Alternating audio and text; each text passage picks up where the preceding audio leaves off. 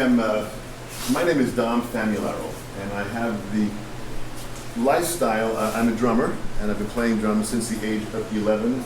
When I heard the Beatles play on Ed Sullivan's show, a story that probably has, reached many different people. And back in February of 1964, when the Beatles were on this TV show, and many of you are too young to even know, the Ed Sullivan Show was a Sunday evening, variety show.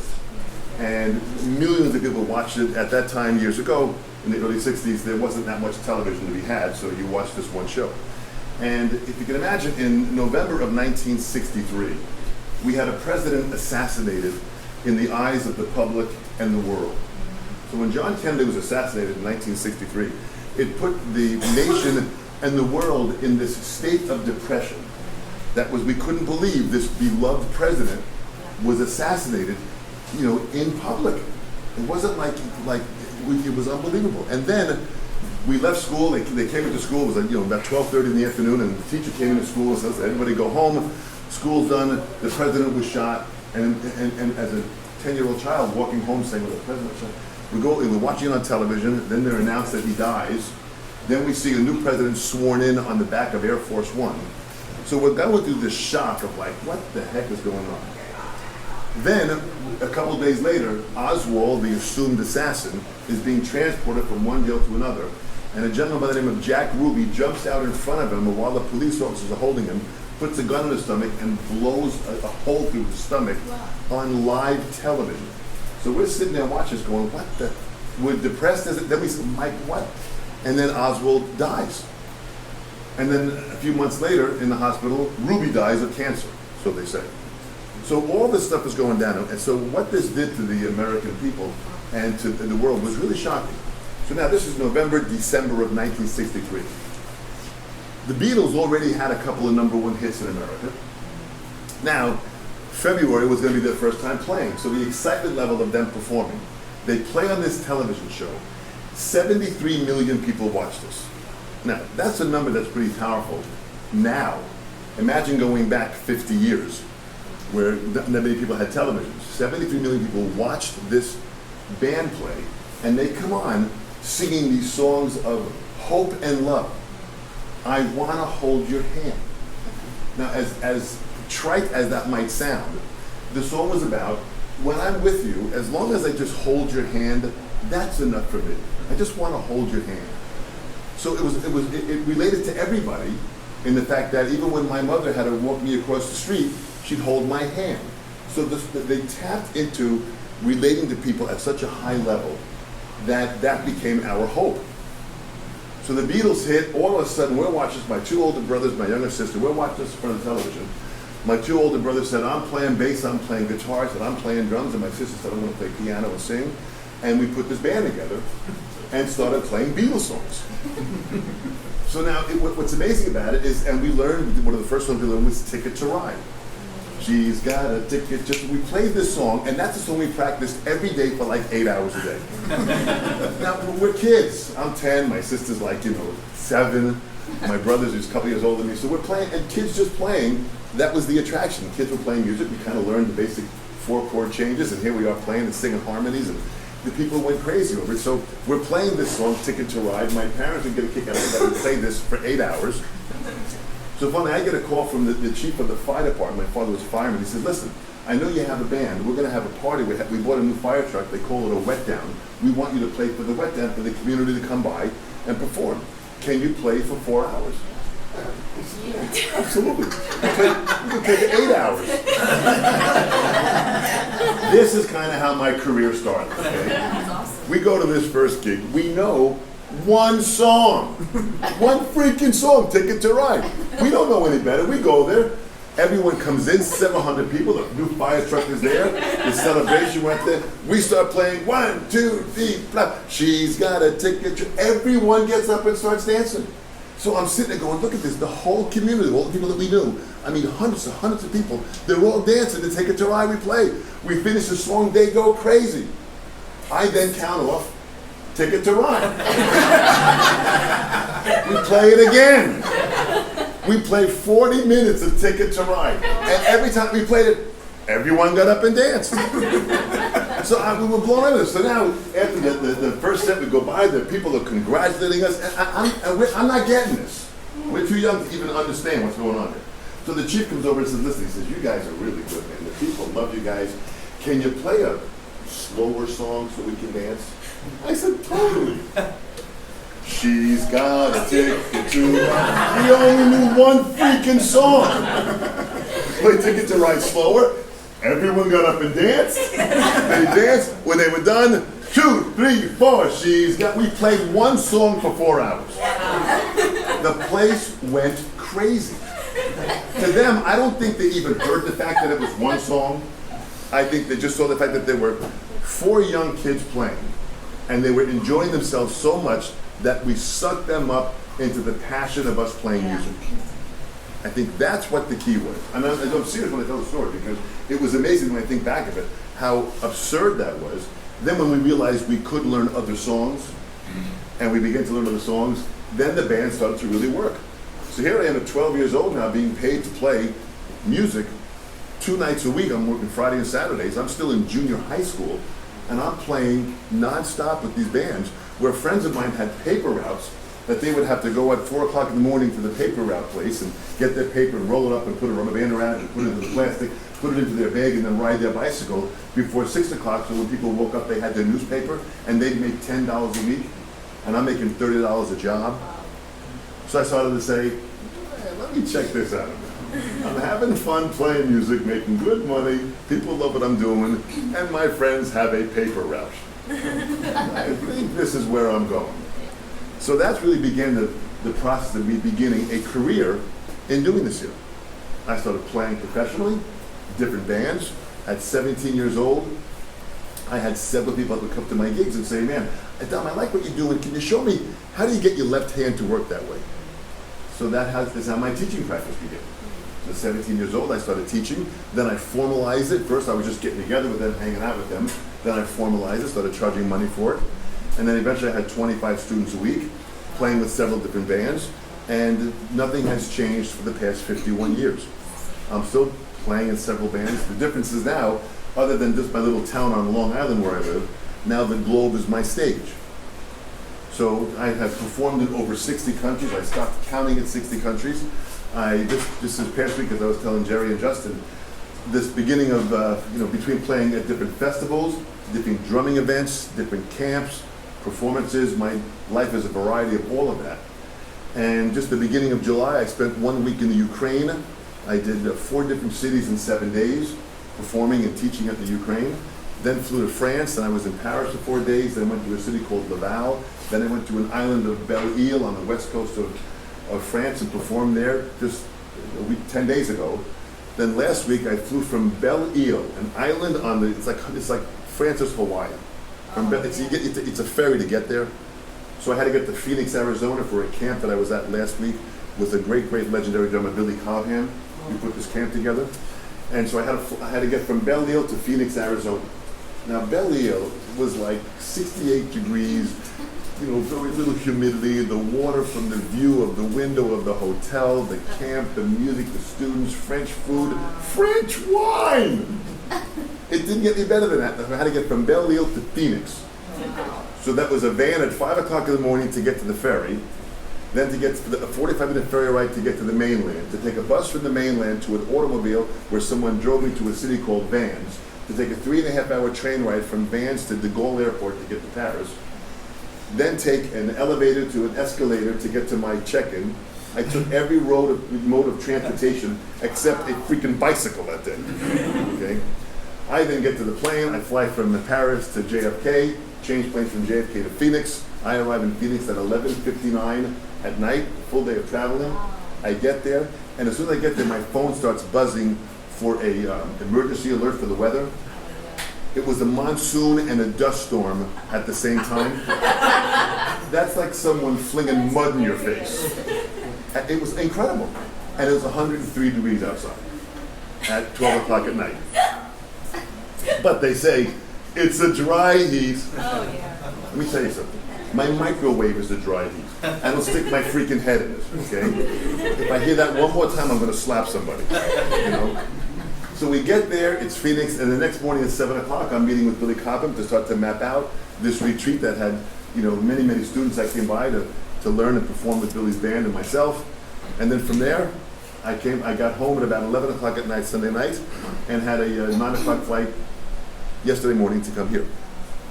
Now, I tell you that because I'm having a great time. Yeah. I'm having a great time. It's when they say be careful what you ask for, you just may get it. That's what we talk about. Be careful what you ask for. Because what I did was I built up my business from a performance stance to traveling around the world. So I get different people from around the world that contact me. Dom, I want you there. I just got an email from a festival in Brazil. They're doing it the first week of December, which happens to be the beginning of their summer. So I'm going to go to Brazil the first week of December. So I've still got probably about 15 more countries I'll travel this year. Last year I traveled 222,000 miles on Delta Airlines. And I'm already going to surpass that. I'm already at 175,000 miles at the halfway point this year. So I tell you that because from a little village in Baldwin, Long Island, from where I was, to have the vision of seeing something bigger, and everyone that told me it's not going to happen. Listen, you're a little kid, you're here on Long Island, you're playing a little band, just, get a regular job and just play and just, I kept on hearing that mentality. And I kept on saying, I'm starting to study with some top teachers, and their lives are pretty cool. They're playing and teaching, and they're doing it and surviving, so maybe it's possible. Having a family and parents that support you is an incredible advantage.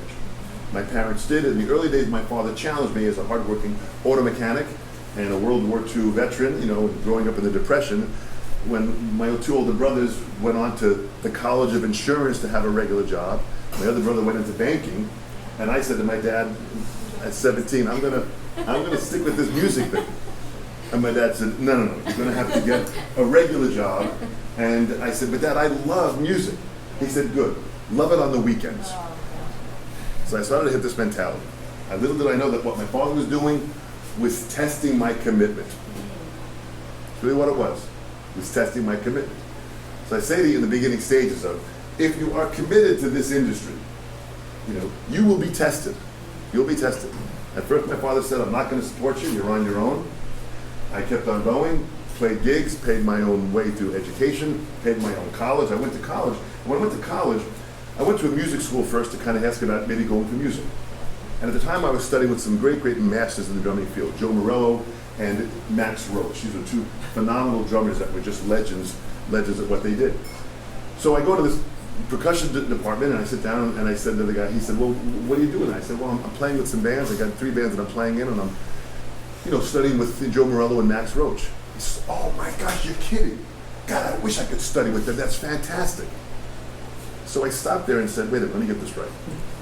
The percussion teacher that's going to be teaching me at this school wants to study with the teachers that I'm with.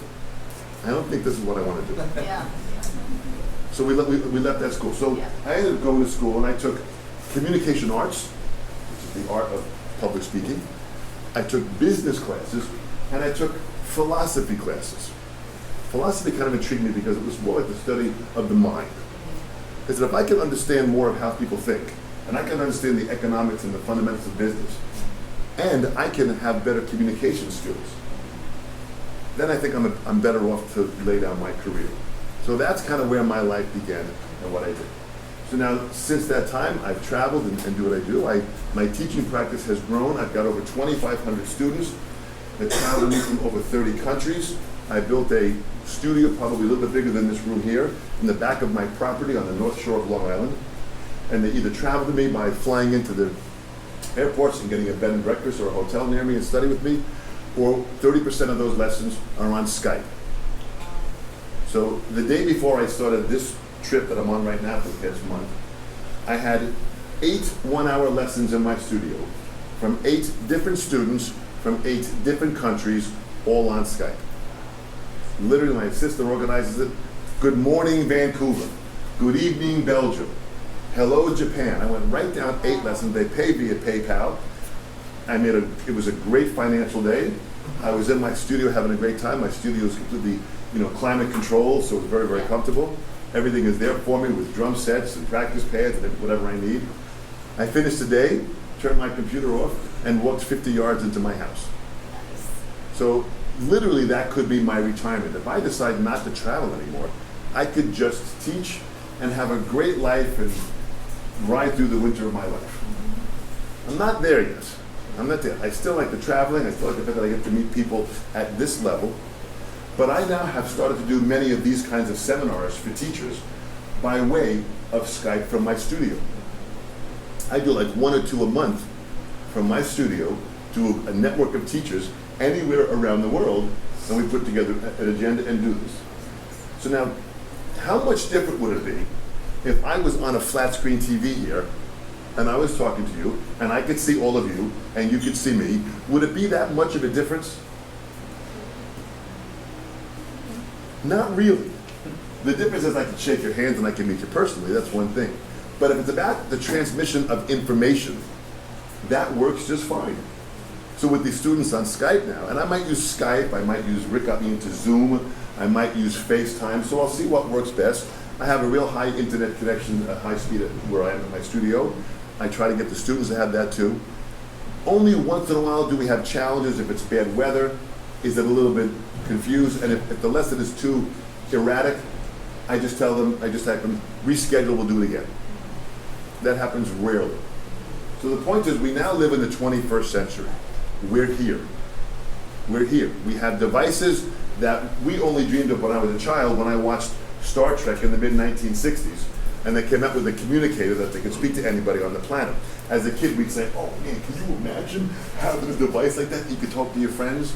Well, we're there, you know. For the same reason on the Starship, the Enterprise, when they walked up to the door and the door opened up and closed behind them, and as a kid, we'd go, holy jeez, did you see that freaking door open up? And when they went through, it closed, you know. So the point was, we have that now. Now you go to the mall or wherever you are, the door opens up, you walk into the hotel, I go in, I walk in, we take this for granted. The fact that on the Starship Enterprise, they had this computer that they would say, computer, give us the information. We have Siri. Yes. So where we are now is where we could have only dreamed 45, 50 years ago. So if my generation, and Jerry and Rick and the guys that are older here, if we were able to succeed in the business having nothing to what you have right now, if we succeeded with tools that were barbaric compared to what you have now, if we succeeded at a high level, you got to really have respect for that. And that means you should be going further than what we did. You should be standing on the shoulders of what we did with the tools that we had. But we wanted to learn a tune, and Jerry, I'm sure you were this way. You'd put the needle on, and you'd put the needle on, and you'd have to get it in the right space to what that one measure was you wanted to figure out, and keep moving it and keep moving it back and forth to analyze it. And if you slowed it down from 33 to 16, it slowed down to, like, speaking at this level to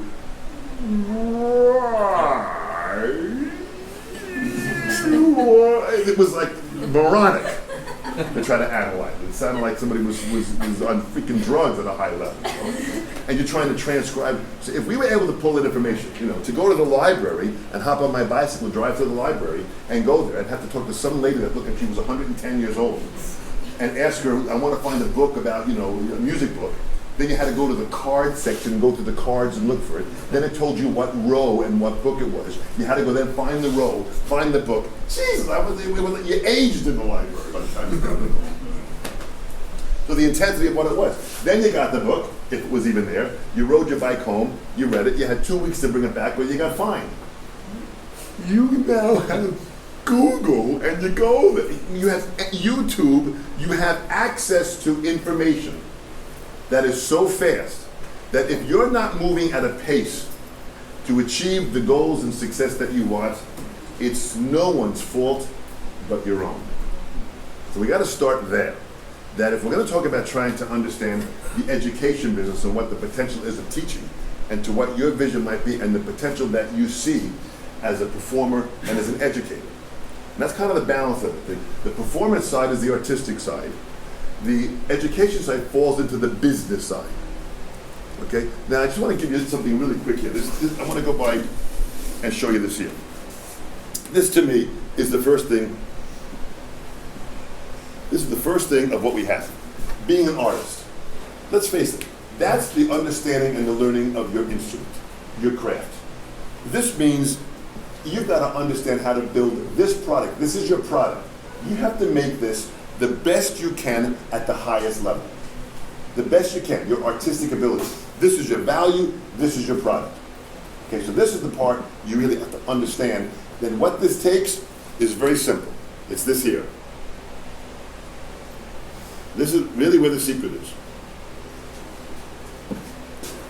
Constant learning. If you can commit to being a constant student of the art form, as I am, 51 years as a professional, I am still an avid student of the art form. I'm still studying, going through books. I get books sent to me literally almost every day from publishers around the world that I get and I go through, because that, to me, that's the knowledge. The knowledge is in the books, the knowledge is in listening, the knowledge is in performing. So those three things I've got to have access to build my artistic ability. Okay? The next side is this. The business side. Okay? The business side is, how do I build a business so I can do what I love doing and keep on maintaining my product level, but build this business up. So the business side for me had two sides. It had first being a performer, so I had to maintain playing with different bands and keeping that going on. And then I had to work on my teaching practice. I love teaching. The fact of having a student come in at any age, any level. You can have a beginner at 50. It doesn't matter. When that happens and they come in and you start to give them information and you're giving them a path to the joy that they're coming there in the first place. So you're literally fueling their dream. And if they're older and a hobbyist, that's fine. Their dream still could be something, I want to play in a band and I want to play 1980 songs at a club with a couple of my peers and just have fun. That could be their dream. That's great. So I've learned in the business of teaching, I judge no one. First thing we have to understand as an educator is you have to remove judgment. Now, first thing I do as a person in my life, I live every day that way. I remove judgment. I remove all judgment from whatever could be the challenges that this world has right now. If I remove judgment, I then get closer to the core of who that person is. If I get closer to the core, I can reach that person faster and more direct. If I reach that person faster and more direct, and I tap into them and give them something they're really looking for, I build my business. I get there faster. So this had performance and education. Another part of that was I started to see that there was a lack of drum set material and teaching materials in the drumming industry. Because with all the students that I had, I noticed that there were shallow points. I couldn't find books on certain topics. So I began to write books. I started writing drum books. I have 14 drum books out. I own the publishing company. I publish the books. Alfred Publications is my distributor globally. I publish, I own the books, I own the copyrights. It's all myself and my partner that I got involved with. We put these books out. We make a very good living off of the publishing end of it. Plus, when a student comes in to study with me and I sell them one of my books, I've increased the potential of my business amazingly. Now, if you say, well, I have no idea about writing a book, a guitar book, or a bass book, or a sax book, probably because you haven't done enough research of what books are out to see what is lacking.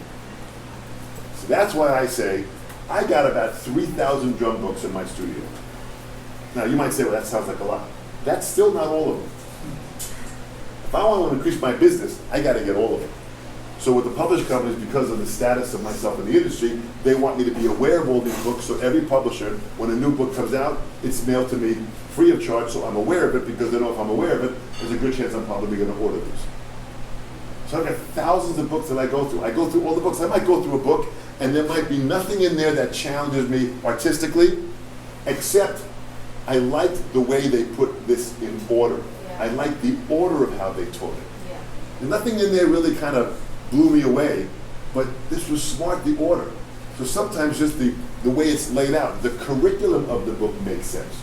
So I say to you, you've got to research every book. I have every book on stock to sell. When a student comes in, when they're ready for a book, it comes off the shelf and goes right in their hand for immediate gratification.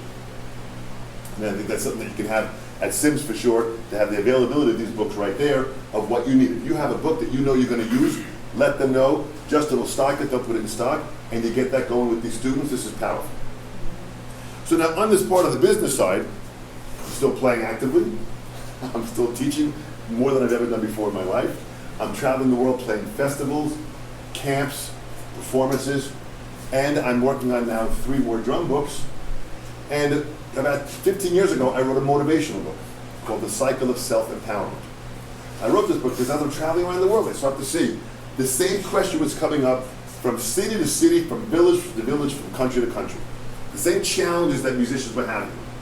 And it partly came from empowerment. Now that word empowerment, does anyone know what that word means? Empowerment. Have you guys, you ever used the word to empower someone? What's it mean? I'm a real fan of knowing the definition of words, because if you use words you don't know the definition of, you got to really question if you're able to even use the word. Empower means to give power. That's all. To give power. That's what you do as educators. It's more than just passing on information. You are empowering students to feel your passion through what you do. You're fueling their passion, and when they leave, they're working on that pattern or that chord change or that structure, not because they want to go back and work on that one measure. They know that that idea that you gave them, because of the trust they have with you, that's going to take them to the next level. So you have to understand the responsibility you have with trust.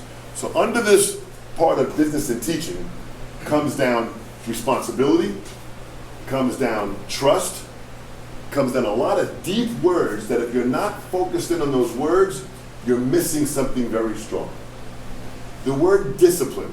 I was talking to one of the guys upstairs about discipline. Over here. We were talking about discipline. I was talking about, 25 years ago I gave up coffee. I love coffee.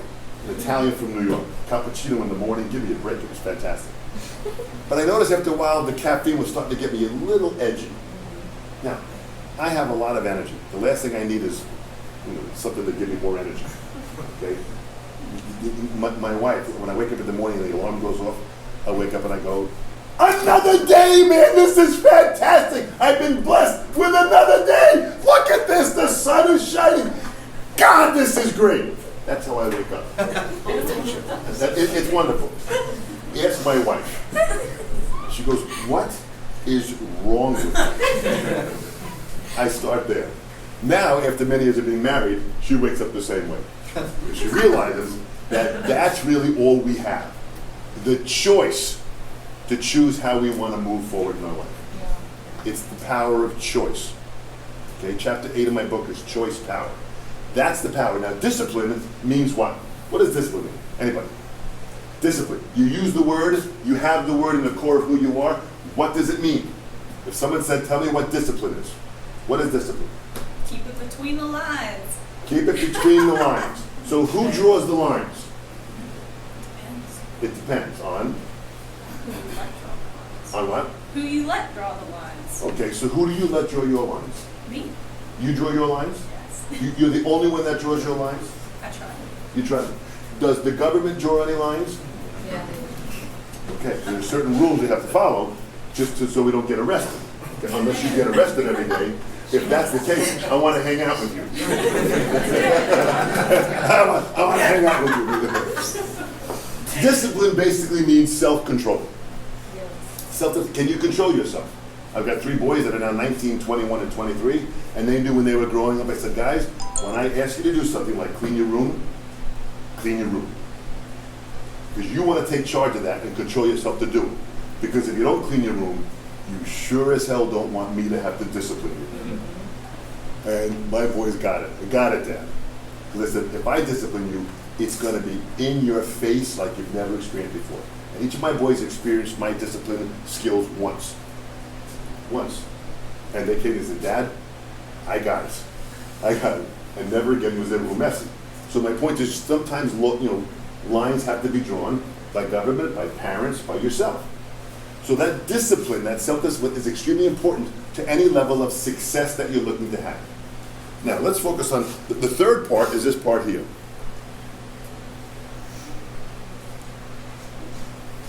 This is the third point. To have a life. I'm married 23 years. I've got 3 great boys. I'm having a great time. I have a house that I paid off on the North Shore of Long Island, and all by music. You know, in the early days when my father didn't support me, and I said to my dad, I said, Dad, I want to continue playing music at the age of 17. He said, listen, that's not reality. So then I asked the question to my father, Dad, what's reality? And he said to me, sit down. When the words are coming out of my mouth, I was trying to grab them, to yank them back into my mouth. As soon as I exited my mouth, I sat down. My father said, reality is 2 things. Number 1, most people hate their jobs. And I said, you know, that really is true. Most people that I know of hate their jobs. The second thing is, most people don't make enough money. I swear a lot of my friends were struggling, and I said, wow. He said, that's reality. Now, what do you want to do for a living? I said, Dad, I want to play music. He said, didn't you hear what I said? I said, yes, let me get this right. You want me to find a job that I hate so I cannot make money. He said, no. I want you to be happy. I said, yeah, that's why I'm playing music. He said, but that's not reality. I said, well, I'm not really a fan of your reality. Yeah. When I said that to my 6'2" father, Italian, hardworking auto mechanic, who fought in the war, you know, I had to step back quickly in case his hand came flying out and took half my face off, you know. I said, Dad, let me get this right. If I wake up in the morning and I love what I'm doing every day, and I really love it, and I don't make money, I'm already ahead of everybody else. Right. And if I persevere, oh, this word, I love this word, perseverance. Perseverance. What's it mean? Perseverance. Stick to it. You didn't know this was going to be like a test here, right? What was it? Stick to it. Stick to it. So that means you come across a wall, an obstacle, you hit it, and you can't get through it. What do? You keep going. You keep going. Okay, you keep going. But then you hit the wall again. What do? Break down the wall. You break down the wall. Okay, so you have options. You can go around the wall, you can dig under it, climb over it, or you can break through the freaking thing. Okay? So that it comes down, there are options that you can have when you hit that wall. Perseverance means you never give up. Winston Churchill's famous speech during World War II, when London was being bombed beyond comprehension before America joined the war. And he came on the radio and he said, we will never, never, never give up. That was the speech that inspired Roosevelt. He said, these people are just, they're being battered beyond comprehension, and they're not giving up. So that's something about that. So with my father, I continued on doing what I was doing. Eventually time, he came around about 6 months later. He saw me practicing in the basement, working on some patterns. He had heard my name around town, playing with a band and doing some teaching, and he came down one day. I finished practicing, I turned around, and he was sitting there. I said, gee, Dad, what are you doing? Because I've been sitting here about 30 minutes watching you practice. He said, you've been working on that page diligently. I said, yeah, I finally got it. I got control over that page. It's going to help me out a lot. It's an independence book. He said, you know, I'm going to support you 100%. I went, whoa, what happened? He said, I see how hard you're working. I see that you really believe in it. And he stood up and he turned his hands around and he said, I want your hands to be clean. So imagine the power of a man finally realizing that how hard he worked in his life. He wanted something better for his children. My parents were able to see my career grow on the cover of magazines, on television, and doing certain things. And although they're gone now, it was amazing to have the support that they had to see and witness me doing it. And when my father's comment was, when I was younger, you're always going to be borrowing from your 2 older brothers because of the music industry. Well, that really didn't work out that way. I've lent my brothers a lot of money to get them going in their lives. And I said, so much for the insurance and the banking business when they had a big family, thank you very much. So the point is, there are ways to succeed, but you got to focus on it. Let's talk about this personal side. The personal side is important to have the balance of somebody in your life that supports what you do. A female student came to me a few weeks ago. She said, Don, my boyfriend, he hates music. I'm practicing. She's really good at what she does. She plays with. She's in 3 different bands. He really hates what I do. It's constant battling. He said, you know, we've been together a couple of years. What do I do? I said, boy, you're asking me, so I'm going to level with you. Yeah. Get a new boyfriend. Yeah. You're done. Go home, you're done, finish it, move on. And she did. So I tell you, this has to be balanced in your life. If this is not balanced and you don't have the support of somebody in your life, you're finished. Yeah. Because if you're not inspired here, you're not going to want to continue practicing here and developing this part of it, which is your product. That's going to go down. When this goes down, this goes down. So the balance of where you want to be is right in this area here, where these three guys connect. That's where the balance, to me, is the understanding of what we need as musicians in this business. Okay, this is from a book that I'm writing now called The Business and Art of Art. I'm writing a book called The Business and the Art of Art. And this is one of the graphs from it to talk about that, because we got to talk about these three different areas. Because when this is in balance, you'll do what you love doing every day. You'll live your passion. Okay. Now let's talk about teaching for a second. Okay. The business of teaching. We have drummers here. How many drummers are here? Guitar players? Excellent. Bass players? Couple? All right. A couple. Any keyboard teachers? Piano? Any saxophone? No, not you? No saxophone? No saxophone? The sax, we do have sax teacher, but he's not here. You have a sax teacher. We have Dante was supposed to Dante and Davis, but neither of them are here. So. Okay? The rhythm section always is the energy of the band. You know, it's pretty amazing to witness that, okay? So this is great that you're here. Thank you so much. In the teaching process, it's about building and retaining and maintaining that business, okay? Now, a dear friend of mine who happens to be sitting right here, Rick Drummond, has been involved. He plays fantastic drums. He got involved in the business side at an early age with the Remo Drumhead Company. He was involved with them for many, many years. Then went to a distribution company and worked and as a CEO there. Then he moved to the Vic Firth Company for 10 years as the president of the Vic Firth Company. You know, and then he ended up working for D'Addario, which is they make guitar strings. They manufacture about 500 to 700,000 guitar strings a day. He was president of D'Addario for 8 years. And Rick and I have known each other for many, many years, and Rick has always been involved with education, about the understanding of how to build and maintain. So Rick, I'm going to have you come up here for a second and just talk a little bit about the overview of what you did globally with these companies and how you were able to help these teachers understand more of the value of who they are. Okay, well, first of all, I'm glad to see that I've known Don for about 40 years, and he knows 5 songs now. And there's nobody happier in the world that this guy is traveling 250,000 miles a year than his wife. Very well said, right? All right, so yeah, I've been fortunate to have been in a senior leadership position with these organizations for the last 35 years. And with each company, because I came out of a music store environment. My dad had a music store up in Massachusetts for many years. And I started teaching at a very young age, privately. And then my dad had a big band, and then he put together a 60-piece youth band. And we traveled all over the place. And I saw at a very early age the impact that the teachers and education can have on young people's lives. Because we're not just teaching music, we're teaching life skills.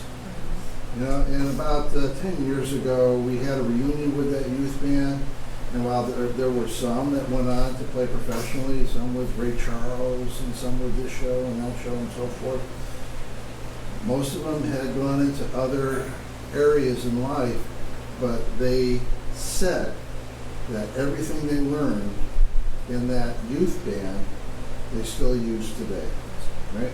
So when you're teaching skills that travel with people for a lifetime.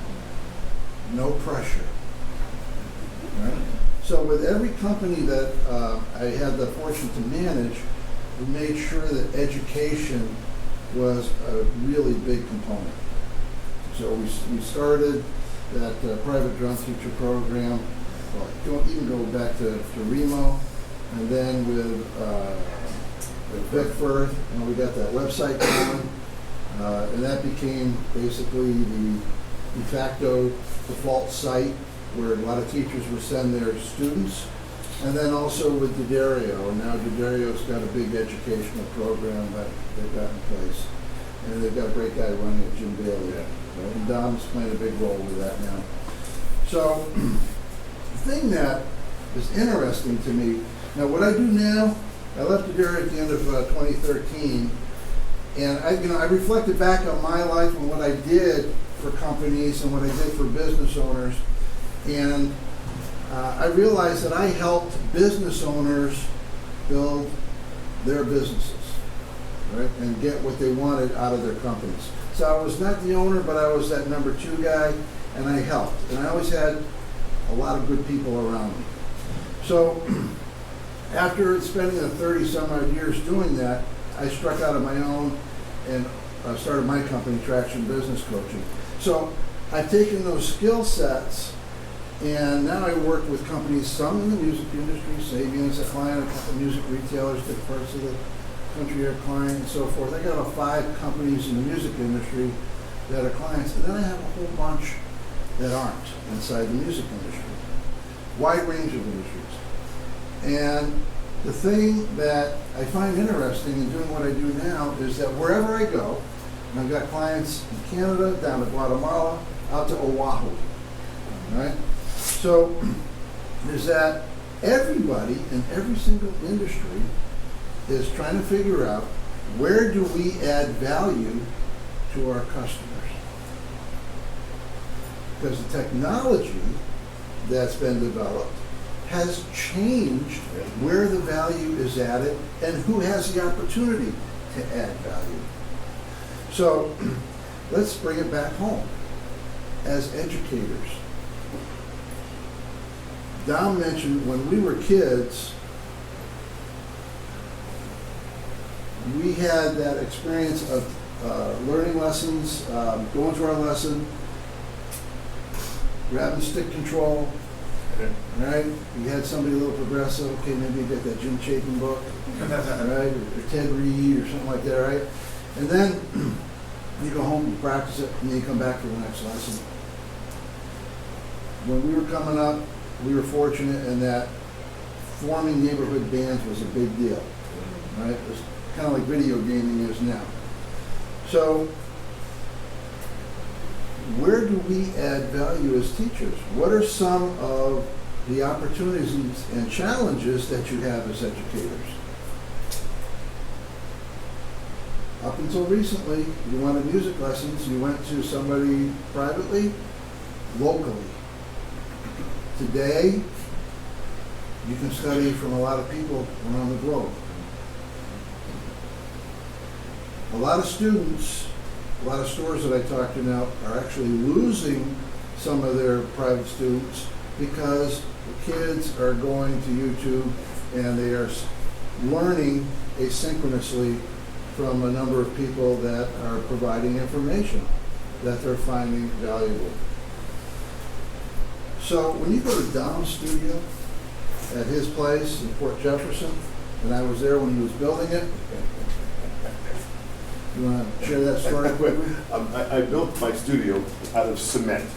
So imagine, and I built it kind of into a hill. So I had 4 cement walls without a roof on it, and with a door that you walk into it. Just as I was mapping out the plan, and we go like this, I said, "Rick, you got to come by and see. I'm building the thing out of cement." And in the cement cinder block, I had them blow in sound insulation into the cement. Then I was going to build, then I built a wall outside that. So this whole cement studio is there. It's wide open on top. Rick comes by. I said, "Rick, you got to come by and see what I'm doing." He walks in and he does this here. He goes, "Good acoustics in there." That's the first thing he does when he walks in. Nothing more than that. No freaking roof on it. Anyways, the way that Dom has set up his studio, the cameras and the editing technology that he has in there, how he goes about teaching, it keeps the students engaged. And so my question to all of you is, with all of the competition that we have in front of us, and also all the opportunities that we have in front of us, how do we as educators add value to our students? Okay? Dom has come up with a formula and a process that I think really works. And as I travel to different parts of the country, I see challenges with different school districts, some are better than others. And the one thing that I noticed a long time ago, it goes back to my Remo days. Remo and I used to have a lot of conversations about this, is that in our industry, the music industry, we have lots of great companies that know how to manufacture great stuff. We have lots of great retailers that know how to sell that stuff. We have lots of great teachers that know how to teach that stuff. But what's been missing is the place to play. You travel all over the United States. I dare you to find a community that doesn't have a Little League baseball field, or a soccer field, or a football field, or some basketball courts. They exist. The kids always have a place to play. But in the music industry, for some reason, maybe because of ease of access, we have been, again, in my humble opinion, far too reliant on the public school system to provide that place to play. And I've talked to educators. Actually, I just did a presentation at the NAMM show a couple of weeks ago for college music educators, and they agree with this statement, many of them. There hasn't been any changes in music education in over 70 years in the public school system. General statement, I know, are there some exceptions? Yes, of course. But for the majority, there hasn't been. And again, in my opinion, because we've been so reliant on that public school system to provide that place to play, we have not been, as an industry, as inclusive as we could have been or should be to get more people involved. Isn't that a great opportunity? So I know in some of, I don't know too much about your operation, Ben, but in terms of providing a place to play, but you've got lots of teachers, right? How many teachers you got? Over 70? You got 70 teachers. How many students you got? Almost 1,200. 1,200, okay? Fantastic. And so, are your teachers putting your kids together? Yeah, we You're do doing ensembles? group classes, and we have big showcases at the music farm for 800 people. That's stuff like that. fantastic, right? That is not the norm, which I'm sure you're aware of. Yeah. So when I go around the country, I'd love to see more of that. Love to see more of that. Because that's what I think this industry needs, is for us as educators to put our kids, we've got some drum students, we've got some bass students, we've got some guitar students. Yes, we've got to include the guitar students and keyboard students and horn students and so forth. And we got to get them together so they understand, why is this guy giving me scales to go practice for a half hour every week or every day in my home, and I come back from a half-hour lesson, and why do I have to learn these rudiments, and why do I have to learn these chords and harmonies? Why? Well, because you have this opportunity to go play with other people. And when you get down to it, isn't that what it's all about? Yeah, you can have a certain amount of fun, going to the basement, putting on the headphones, grooving with whoever, but the real magic happens when we get together. Make friends. I've got friendships I've had since I was a little kid from playing music. Right? Still very strong today. That's a huge opportunity for you as a group, and I think it's a huge responsibility for you as a group to help make these connections. That's all I got. That's all I got. He's got a lot more.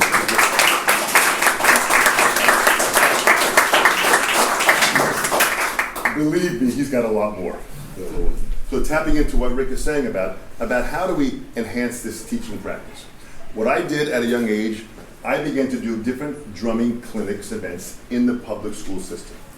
I went and I contacted the elementary school, the junior high school, the high school, I called them up, parochial schools, Catholic schools, private schools, I contacted them all in my area. I did a 20-mile radius. I literally took a compass and drew it 20 miles around where I lived. And I then tracked down all the names of the schools in that area. There were hundreds of them. I then started contacting schools and said, I want to come in as a drummer and just teach and play and complement what you do as a band director. The advantage for a drummer is the fact that most band directors are not drummers. So what they're teaching the students in school is actually pretty poor techniques, holding the sticks incorrectly, and they just wanted to get them to play the part that they have to play. They're not really concerned with how well they can play anything else, just play the part for the concert well. So I went in there and I started giving these kids technique lessons, and I started giving them the understanding of how to play the music that they're playing better. So I take the chart that they were playing, the percussionists, and I take the hardest measures, and that's what we'd work on. And I'd come in and I'd spend maybe a 45-minute class during one of their classes when they had the music lesson. I'd come in and I did this free. So I was doing this during the mornings and afternoon, doing these free school events and clinics, then going and doing some lessons, then going to rehearsal play with the band that night. So my life's been crazy for 50 years. And I loved that. And I did hundreds of school clinics. After the first round, when the band director started to see results from their students in the percussion department, next round was, the next year he called me up, he said, Dom, you gonna come back? I said, absolutely, same thing, free of charge. I did the second year at the school, free of charge. Free of charge. I'm going in, my time, my gas, my money, going in and doing it, firing these kids up. In the real estate business, the three most important things are what?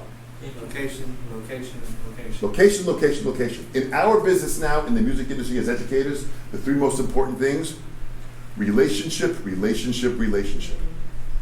That's it. You encompass that and you develop that and your personal skills, how you speak and how you carry yourself, you win. These band directors called me back. Second time I went back. Third time I get the phone call. Don, you gotta come on. You really, the kids, you really, you're helping me out. I said, great. I said, but I need a little expense money to get in there. So what can they come up with? Just, my time. Oh, absolutely, man. They come up with $50 in 45-minute time. I get there, do my thing. They give me $50. I left. Out of each event, I got students. They ended up paying me money to come to their school for me to build my teaching practice. This still works. At a drum store on Long Island, when I first started teaching there, I ended up being the education director. I built it up to 1,000 students. This was in the late 70s. 1,000 students. We had 27 teachers. It was intense. But what I did was, the first Monday of every month, from 8 to 10, we had a 2-hour teacher meeting. Same thing, I'd have donuts and bagels there. We'd come by and we'd meet. The first hour was talking about the business of teaching, what people had to suggest. The second hour was someone giving a presentation on how they teach certain levels of students. How do you teach a beginner student that's maybe 5 to 10 years old? How do you teach a student that's maybe 55 years old for the first lesson? What kind of books do you go through? Now this happened to be just a drum store, so it worked out really well that they were just drummers. You can still do that. The requirement of this meeting is so important. It will keep you focused on building your business at a high level. You meet, you'll talk, you'll hang out, and you'll start to inspire each other to put together these performance facilities that we need. Now, I really believe the 21st century performance facility is the music store. In Sims, where I'm doing the clinic tonight. On that stage, imagine if there was a flat screen TV back there, a couple of cameras that were on the students, and students could go by and come perform on Friday night from 7 to 9. You're going to have students performing. A few different bands play. You have them on the screen. If they want to be recorded, to have that later on. Do a couple of clips on YouTube to put it out. A performance center in the store. I think that's the next place to go. So now the kids have it. We had clubs, we had places to play, we had many opportunities to play. If we've lost that, we have to think out of the box. Now, I really believe when someone says to try and think out of the box, you've heard that phrase? You can't think out of the box if you live in the box. Right. Most people live in a box, they try and think out of the box. It's not gonna happen. I live so far out of the box in my life that if you then just think normally, you're already ahead of the crowd. So I ask you to change the level of how you're existing to understand the balance. I call this the balance of passion, because this can work for anything, no matter what your passion is. The balance of passion. And what it comes down to is to understand that to build a business. Now the students were coming in, I'm getting all these different students, I couldn't teach them all. So the store said, well, listen, do you have any other people that you can recommend to teach? So then I started teaching Guys that were in their 20s, I said, well, listen, you're 25, man. You've been with me a couple of years. You're ready to teach. That student then started teaching, and they'd have 25 lessons booked up because there was a waiting list. So eventually, out of the 27 teachers that were teaching there, 26 of them were my students.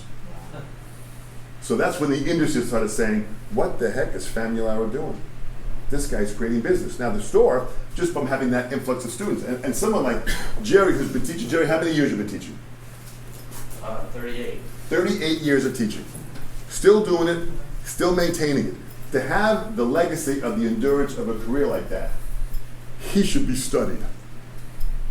Every one of you should buy a half an hour of his time and drill him for questions on how the heck he's doing it this long. Thank you. Really. and I'm serious. You should pay him for his time. That's a success. Listen, in my life, there's a website I want you to go to. It's called thesessions.org. THESSIONS.org. Write that down for all of you, whatever instrument you're on. You're going to go to thesessions.org, and when you get to the website, you're going to click on videos. There's over 100 videos of me interviewing some of the greatest musicians in the history of music. They're 20 and 25 minutes long. This organization, the not-for-profit, funds this to pay me to go out around the world and interview some of the greatest musicians in the world. From bass players, I've interviewed Leland Sklar. Anybody here know Leland Sklar? Bass player, long white beard. He has played and continues. He's now out in the world with Genesis, with playing with Phil Collins. He just finished playing with Toto. He goes out with James Taylor. It's incredible. Chuck Rainey, bass player, plays with Steely Dan. I interviewed him. Jerry Jamot, bass player with Aretha Franklin for 40 years. Nate Watts, bass player. Anybody know who Nate Watts is? Stevie Wonder's bass player and MD for the past 40 years. I interview him. Abe Laboriel Sr., just from bass guitar players. Nathan East is coming out soon. That's being edited now. That's going to come out. And these questions are, when I ask them, how did it start for you? What got you involved with music? How do you maintain it? What motivates you? Did you learn by books or listening? Who were your influences? What advice can you give to the next generation? Where do you hear these interviews? And they fly in 2 Hollywood cameramen, so the cameras are high quality, lighting is high quality, we're all mic'd up. It's really done TV standard. It's video? What's that? You said it's video? They're all video. They're on YouTube. But if you go to thesessions.org, you'll see all of them there. But you can go to YouTube and type in specific names.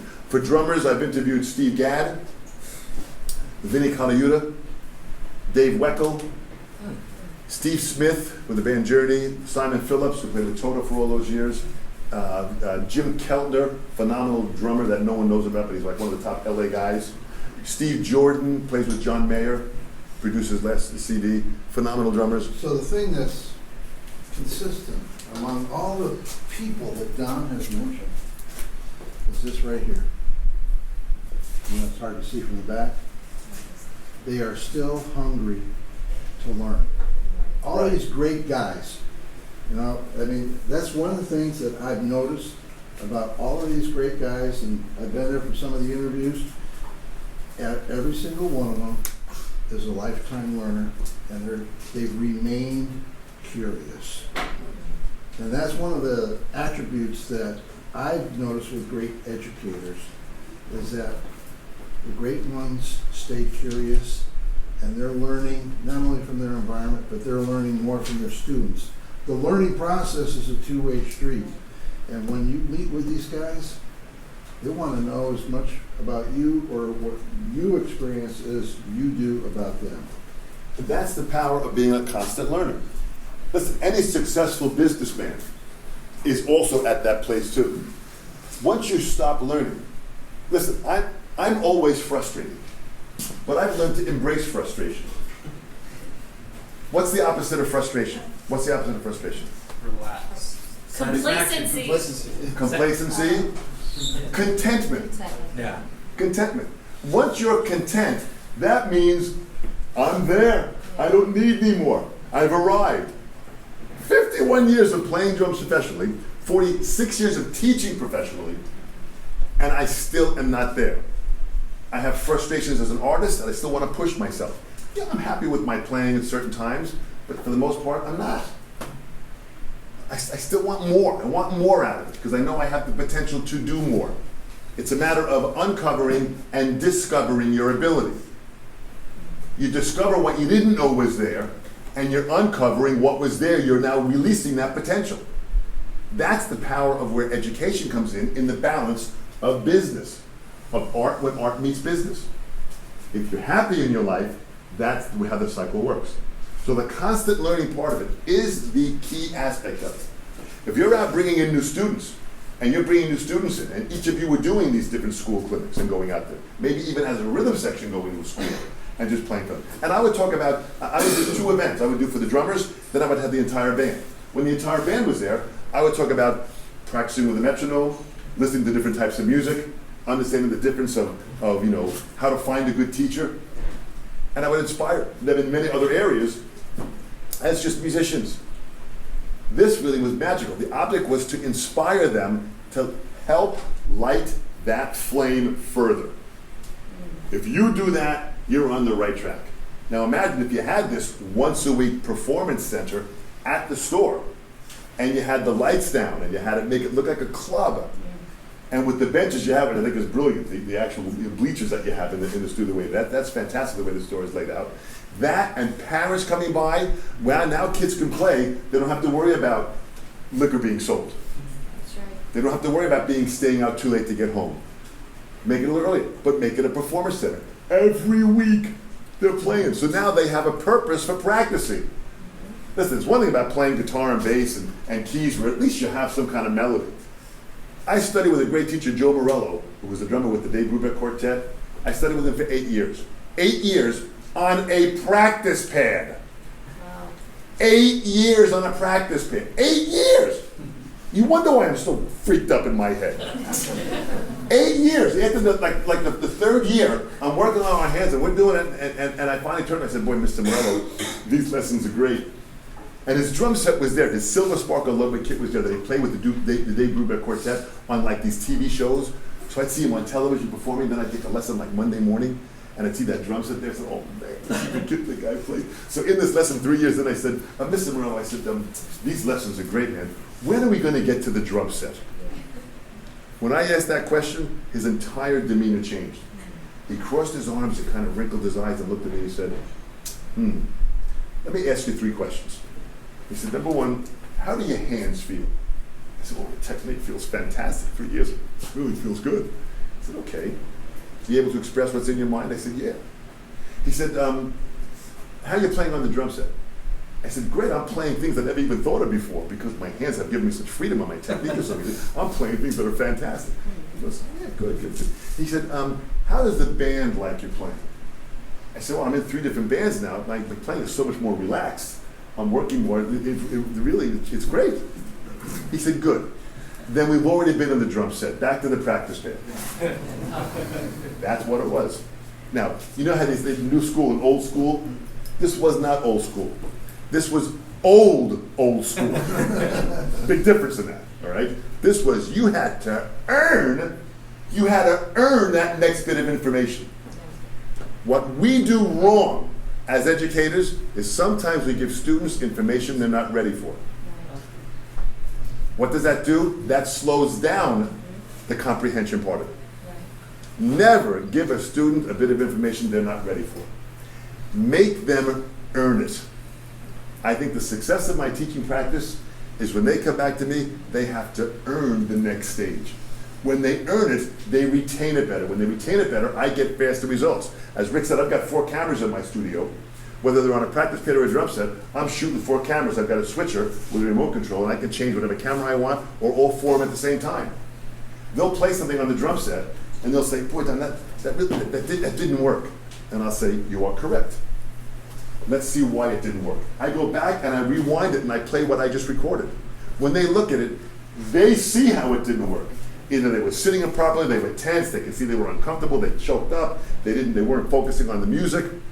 They end up analyzing it. When you make the student a part of the learning process, you win as a teacher. Yeah. Bring them into the learning process and you'll begin to see results at a high level. When you get more results out of students, word gets out. When they start requesting you because of the results you get, that changes the dramatic end of business. I then started charging more money. Supply and demand. I ended up making more money. As I made more money, nobody complained. They paid the money because they wanted the lesson. You got to produce great quality. Someone asked me once, fame. How do you become famous? I never understood that concept of fame. I never tried to get fame. I always figured, you make yourself the best you can be, and you be so damn good at what you do that they have to be involved with you. They have to come to you for lessons. They have to hire you for that gig because you're so great and you're so professional at a high standard. I never showed up on time. Never in my life. I showed up way before the gig had to start. I never showed up on time. Well, I don't know what that means.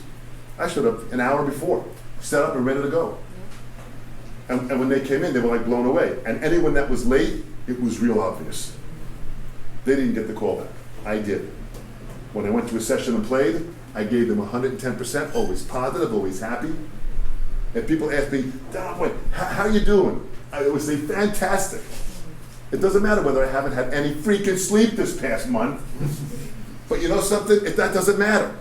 Here I am in a group of great educators here at Columbia, flew in yesterday. This is fantastic to have the experience of having this opportunity to share some time with you, to see if we together can lift the music industry. And you can from Columbia. You can lift the music industry nationwide by raising such a high standard that the industry takes notice and says, what the hell are they doing in Columbia? It's already starting now. So when I said to Justin, I want to come by and just have a little talk because I want you to know it's starting right now. You're at the beginning age, and each of you are a part of that synergy. You understand synergy? Synergy, when 1 + 1 = 3. That's what you're doing. Because of that energy, it's starting to go past Columbia. It's going past this state. It's going into other areas where they're saying, listen, what is Sims doing in freeway music? What are we doing? The reason why they're asking is because what you're doing is working. Now imagine if each of you were even more highly motivated to go into each of those lessons and fire these kids up, and by the end of this year, have 1,500 students. It's up to you. It's not, Don, go out and get us more students. If that's the mentality, you failed. It is up to you to go out and build your business inside the guidance of what Don and Sims Music is doing. Within that, that's when the magic begins. I built a career. I franchised my drum studio. I've got a practice pad session, I call it station number 1. I've got a reading station with a snare drum and a marching snare for the reading station, station number 2, and I've got 2 drum sets for station number 3. So I then franchise this idea. I've got 3 of, I call it the Wisdom, W-I-Z-D-O-M, the Wisdom Drum Shed. I have 3 of them in France, the south of France in Marseille, 1 in Paris, 1 in Dijon. I've got 1 in the southern part of Italy. I've got 1 in London. I've got 1 in Quebec City, Canada, 1 in New York City. I'm out in the island. And I've got the future of 1 opening up in Brazil soon. And I've got 1 opening up in Kiev. They pay a franchise fee. They're involved in the business. They follow the standard I set. This is the only, I think, drumming school globally that I've ever heard of before. Now, when I tell people that I'm from a little village in Baldwin, Long Island, and when I said I wanted to be a drummer, and all those people that came to me said, it's never going to happen, Tom, it's never going to happen. Those people, when they want to hear me play, they have to pay to get the ticket in the door. Justice is there in the future. There is justice. So I say to you, the potential is there. You have incredible potential. I give you one last line with what drives me. There was a very famous explorer many years ago called Ponce de Leon. Anybody know what he was in search of? The fountain of youth. The fountain of youth in the 1500s. Queen of Spain funded him to go find this fountain, that you drank from this fountain and you forever stayed young. He never found it and he died in Florida someplace. But I tell you, after traveling to over 60 countries, which I stopped counting at 60, it's probably within the 100 point. By traveling that much at this pace for the past, I was at Sims 35, 36 years ago when I was here the first time I visited Sims. I found the fountain of youth. I found the fountain of youth.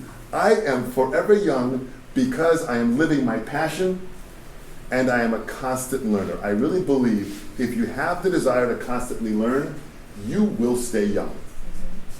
You will stay young, you're gonna live your passion, and people are gonna look at you in the beginning stages like you're crazy, and then when you get a little older, they're gonna say, wow, I wanna be you. You did it right. That's what we're looking for. Any questions on anything? Yes, dear? What was You your wanna first see how you name? can change those lines, right? You wanna change those lines. Let's make them zigzag. I was gonna say, what was your first band's name that played one song? Well, my last name is Famularo, so we were like really, creative in how we used that name. We were called the Famularos. We really went high tech on that part. And interesting enough in how that was, why that worked. Why that worked, because they knew who the band was. They were the Famularos. So when they called, they would just look up Famularos in the phone book. They tracked us down. We didn't have business cards at that time, but we used to get a lot of calls. My website is domfamularo.com. I don't have a website, Wisdom Drum Shed, because if someone goes to the Wisdom Drum Shed website, they're not going to really know that's me until they finally get there. So if somebody wants to find out what I'm doing, they go to domfamularo.com. One of the menus under domfamularo.com is the Wisdom Drum Shed. So I ended up saying, brand who you are, and then people will absolutely relate in the personal relationship of what that's all about. Great question. Anybody else? How important do you think it is to a vibe of a lesson studio that every instructor is motivated and wants to be better at their craft? Like you said, I think one of the biggest things that changed my studio in my life was like realizing that I wanted to be as good as I could be, and I've always sought every single avenue possible, even wrong notes, right notes, whatever I could do to constantly be pushing. How bad of a effect do you think it is in a studio that you had one or two instructors that had no desire to be better or seek other avenues or be content with where they are? Great question. If someone is content where they are, they will eventually fade out. I have, out of the 2,500 students that I have, 80% of them are teachers. So I'm teaching the teachers in the industry of what it is. When they come to me, I get some teachers that come to me and say, gee, Dom, I'm late 60s, I had a teaching practice, I'm a top drummer in the area, gigs are kind of not that much, and I was teaching really well, and I don't have that many students now. And I'll say, okay, we'll sit down, and I'll ask them zillions of questions, and I'll say, okay, what do you do? And they'll say, well, I'm teaching out of these books. The books they're teaching out of the books they learned back in the 1950s. I'll say, are you familiar with some of the new books? The answer is no. So they said, so you're trying to relate to kids. The other part of it is, in my children's school, and I grew up with blackboards and chalk and eraser. All right, I'm not sure if some of you, that's the way it was, right? Yeah, that's over. Now there's smart boards. There's smart boards attached to a computer. You draw on the screen with your finger, and then the students, my children, all were given tablets in school, and their tablets are, Bluetooth download to their tablet. When they do a report on their tablet, it comes up and they put it back on the screen, and they do it. And then you erase the screen by hitting a button, and it erases, and you go back to the next one. And if a kid says, well, I didn't get that last part, you touch it back again, it pulls it back up again, and this is the world. So in my studio, I have flat screen TV, I've got books on digital. I've got this thing because that's the way they're learning in school. If they come to my class and I have a blackboard with chalk, they're gonna say, what the freak are you doing? They can't relate to it. So you have to change who you are to relate to the generation that's coming up. I just want to add one thing, and this is something that I teach with my business clients, and this is really important. Core values.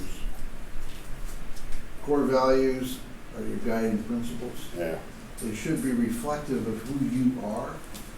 And if you want to be successful in your practice, in this case teaching, you want to surround yourself with people that share your core values, whatever those are. All right? How many people here have a favorite band that broke up after one or two hits? Right? All of us. Yeah, they break up because they don't share core values. You can have a little bit of success in the short term if people don't share those core values, but in the long term, surround yourself with people that share your core values. And I'm going to say one other thing that I think is really important. Everything that Dom is painting here for you, I'm hoping that, and he's hoping that it's inspiring you to think differently and think about what your vision is. But think about this. Vision without execution is hallucination. Write that down. Write that one down. Say that again, Rick. Vision without execution is hallucination. I didn't make it up, I wish I had. But it's, and I run into it throughout, we all have, throughout our entire career. Oh man, I had this idea and I never took action on it. Now I see so-and-so's got this thing or that thing and they're making a killing off of it, whatever. Oh, I had this idea for a song. And so-and-so song is so much similar to that song. The difference between failure and success is execution. And a lot of people don't take action because they want it to be perfect before they take that first step. Yeah. Progress, not perfection, is what's important. Okay? Write that down. Progress, yes. So, I like the inquisitive side. That's very nice. I was in this building maybe a few months ago reading a chapter out of your book about having a personal creed. And I've given myself a creed that I think might be stifling, and I'm wondering if you've been in the same place. It's to seek the answer, but love the question. Now, I'm loving so many questions, I can't seem to stick place in one answer and get progress. Is there a way to filter that down and to take the inquisitive side and be more active with it? Excellent. He's asking about, I put together my personal constitution Yeah. that I put together on my own. I just wrote down what I wanted to stand for in my personal constitution. And I made a list of things that I wanted to have, and it was a high standard. But you got to commit to writing it down. Whether you put it in your phone, you got to commit to seeing it. You can't just keep thinking about it. You got to commit to writing it down. And I put that together. And the questions are important. There's on National Geographic, there's a TV series that just ended. You can go back and watch it. It's called Genius. It's the life of Albert Einstein. Interesting, in one of the lines he said at the very ending, he says, I don't consider myself to really be that smart. I just ask a lot of questions. He wasn't satisfied with the answers that were out there about the universe. So he kept on asking questions. Keep asking questions. Even though you might not find all the answers, the answer to that question might come in 5 years and it's going to hit you like a ton of bricks and you're going to go, I get it. And that's what happened to Einstein. It took sometimes years for him to realize the answer to that question, which opened then the concept of where the universe was at. So you got to be flexible enough to know that you're asking questions and you're adapting and changing. If you build the core of who you are to teach it to a high level, anyone that's that lower than you, it's going to be so obvious, they're going to have to either rise up to your level or they're going to leave.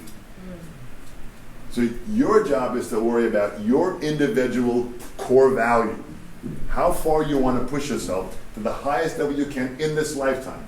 The next book I'm working on right now, this book, The Business and Art of Art, is coming out soon. The next book I'm working on now, to follow up to my first book, is called Owning Now. Owning Now. I'm writing a book called Owning Now, about possessing the moment. You only own now. We only own this moment right now. We all have the energy, we're breathing, we're in this room, we only own now.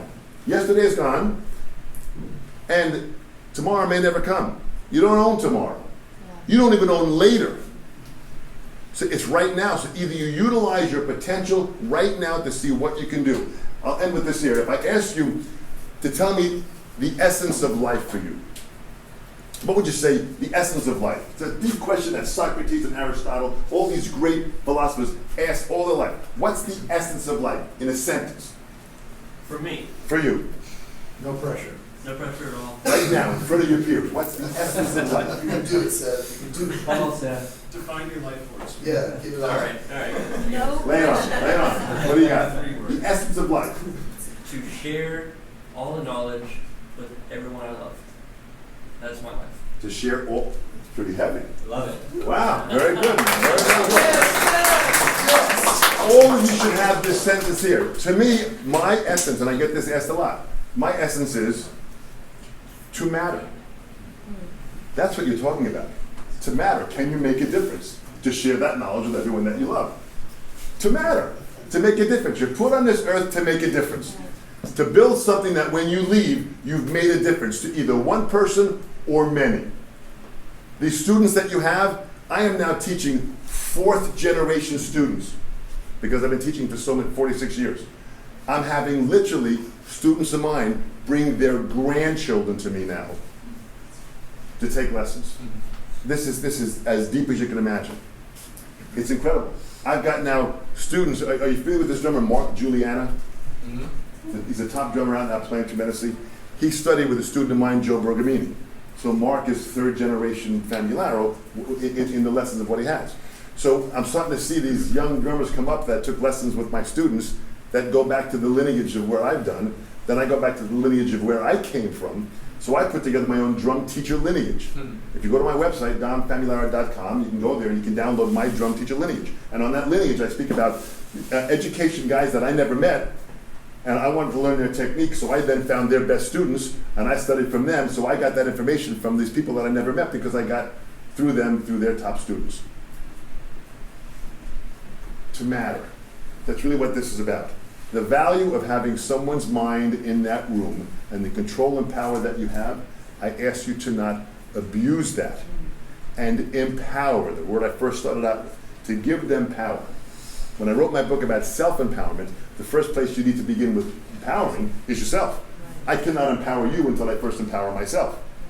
I cannot make you happy until I'm first happy. I cannot love you until I first love myself.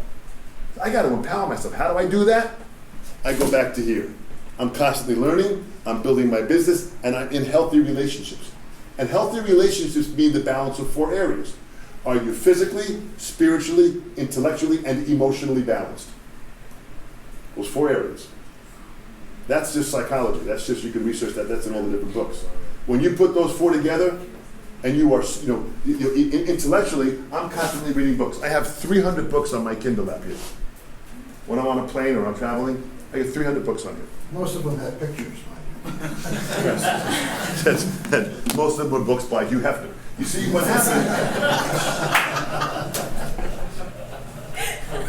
Hugh Hefner, this man is my idol. This guy lived his entire life in his pajamas. Silk pajamas the guy wears, surrounded by a beautiful woman. When he dies, they're not going to say he's in a better place. Right? This guy, where he is now, this guy's living. Right? And helped a million people along the way. And look at that. And when he's gone, he'll still help these people around the way. So I ask you the essence, to figure out your own essence, come up with your own personal direction of what you want to do, build up what you're doing, fuel the students that you have. And even though I was not getting all those students I was bringing in, I still had the value of everyone coming to me for advice. So all the teachers had to study with me. So what happened to the level of my student base? My student base went much higher. I don't teach beginners or even intermediates. I got serious people that are going to come by to spend a lot of money for a lesson, and I'm overloaded with lessons.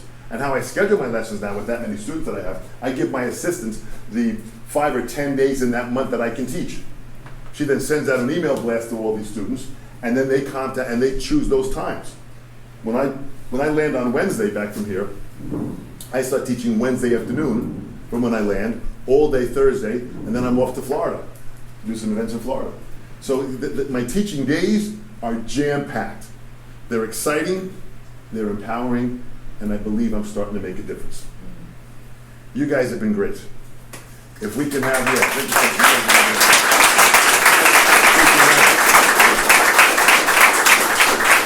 First, I ask for a round of applause for Jerry and Justin at Sydney. These guys are great, really great.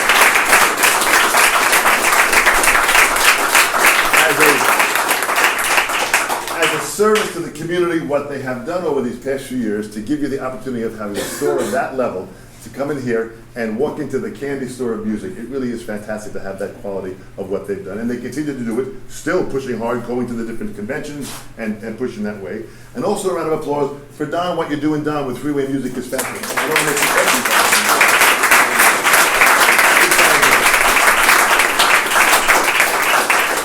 you built a machine that to a certain degree is going to even go bigger than you could ever imagine. And when I started teaching in my little studio and then started thinking about franchising, and now I'm traveling the world, going to these schools, doing camps and doing things, it's pretty amazing to see what is there. And at this point now, at 63 years young, I'm still saying, I wonder what the next level is.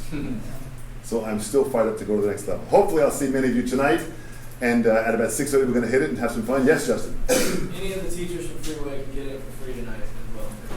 If you're in the air, come on by. And it won't just be for drumming. There'll be many points that I'll be speaking about in the course of music. So thank you all for your time. You guys have been great. Thanks so much.